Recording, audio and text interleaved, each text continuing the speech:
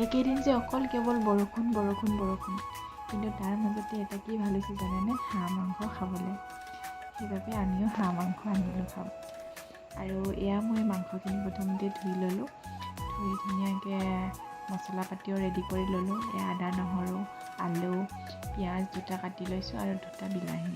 প্ৰথমতে মই মাংসখিনি অকণমান সময় মেৰিনেট কৰি থৈ দিম। তাৰ বাবে মই হালধি নিমখ আৰু এয়া আদা নহৰু আধাখিনি দি দিছোঁ আৰু লগতে পিঁয়াজো আধাখিনি দি দিছোঁ ইয়াতে, আৰু অকণমান দি দিছোঁ সৰিয়হ তেল। গোটেইখিনি ভালদৰে মিহলাই প্ৰায় মই 20 মিনিট সময় এনেদৰে ধুনীয়াকৈ ৰাখি দিলোঁ। আৰু আনফালে মই মছলাৰ বাবে এটা মই পেষ্ট বনাই ল'ম বুলি ভাবিছোঁ। যিহেতু মছলাত মই নিপিছোঁ, গুড়া মছলাই ব্যৱহাৰ কৰিম। আৰু এয়া লৈছোঁ গৰম মছলা, জিৰা গুড়ি আৰু অকণমান ৰেড চিলি পাউডাৰ। গোটেইখিনি অকণমান সময়ৰ বাবে তিয়াই থৈ দিছোঁ।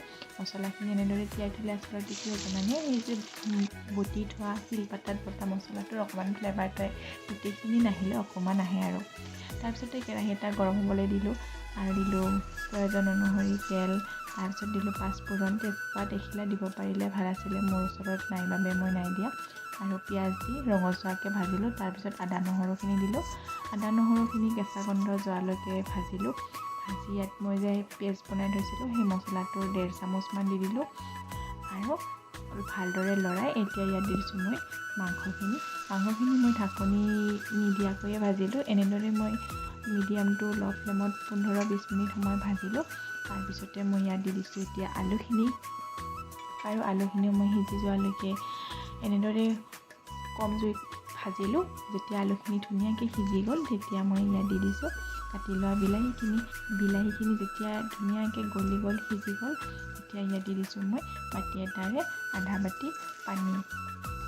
আৰু এইখিনি পানী আচলতে মই মাংসখিনি সিজিবলৈহে দিছোঁ। এনেদৰেই মই দুবাৰ পানী অকণমান দি মাংসখিনি ধুনীয়াকৈ সিজাই লৈছোঁ।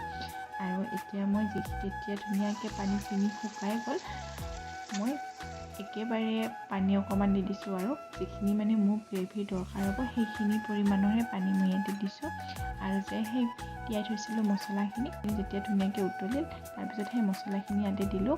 আৰু অকণমান প্লেটত মছলা লাগিছিল, সেইখিনি পানীৰে সৈতে অকণমান দিলোঁ আৰু তাৰপিছত ধুনীয়াকৈ উতলিবলৈ দিলোঁ। আৰু দেখিছেনে ধুনীয়াকৈ উতলিল আৰু মই এয়া হাঁহ মাংসখন ৰেডি হৈ গ'ল। আৰু এনেদৰে চিম্পুলকৈ মই বনালোঁ, কিন্তু কেতিয়াবা এনেদৰে চিম্পুলকৈ বনাই খায়ো ভাল লাগে। আৰু সকলোৱে জানেই হাঁহ মাংস বনাবলৈ, কিন্তু মই কেনেদৰে বনাওঁ সেইটোহে মই ইয়াত শ্বেয়াৰ কৰিছোঁ। তেন্তে আজিলৈ আহোঁ, পুনৰ লগ পাম।